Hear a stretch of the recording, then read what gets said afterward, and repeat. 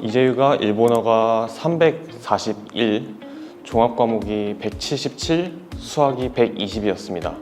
제 토플 점수는 79하고 87이 있었는데 79 점수로 토플을 제출했습니다. 제 내신 등급은 평균 4점 후반대였습니다.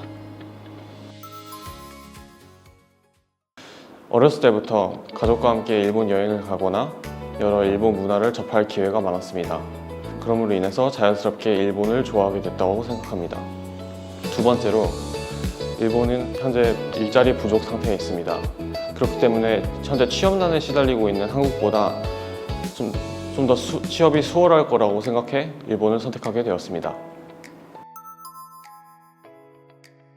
제가 필요에 따라서 과목을 유연하게 고를 수 있다는 점이 저는 가장 기억에 남았다고 생각합니다.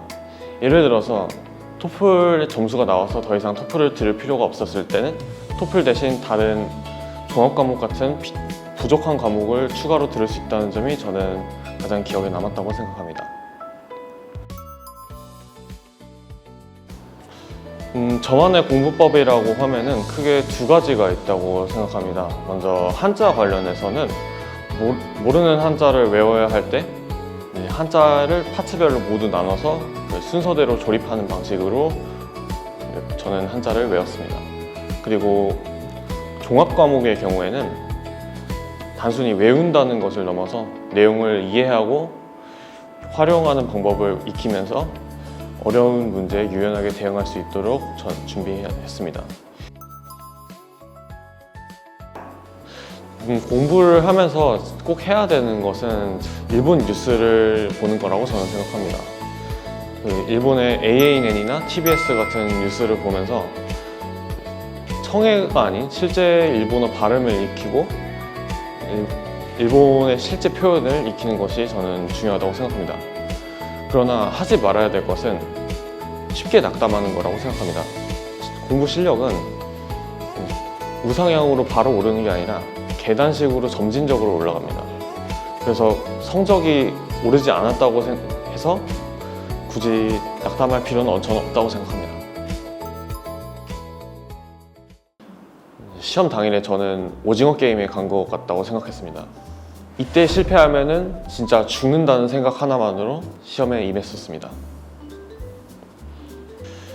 제 긴장을 풀기 위해서 아침에 운동을 조금 하고 왔었던 것 같습니다.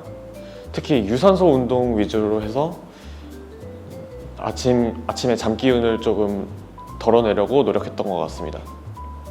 다만 너무 많이 하다 보면은 되려 잠이 오는 경우가 있어서 적당히 하는 것이 좋다고 생각합니다. 저는 여러 서클에 들어가서 일본 학생들과 교류를 하고 싶습니다. 특히 서예 서클에 들어가서 제 악필을 고치고 싶습니다. 저는 일본 전국 일주를 하고 싶습니다. 전국을 철도로 여행하면서 여러 도시의 풍경이나 특별한 문화 같은 것을 많이 경험해보고 싶습니다. 네, 안녕하세요, 김유태 선생님. 작년 1월부터 11월까지 일공학원 다녔던 박준서라고 합니다. 선생님께는 단순히 이재유 일본어뿐만이 아니라 일본 생활 경험담, 그리고 일본 문화 등등 여러 가지 부분을 많이 배웠습니다. 그리고 항상 입시에 힘들 때마다 여러 고민을 들어주시고 조언해 주셨던 점도 정말 저는 되게 감사하다고 생각합니다. 선생님의 이런 노력 덕분에 제가 이번에 좋은 점수를 따서 일본 대학에 갈 수 있었다고 생각합니다.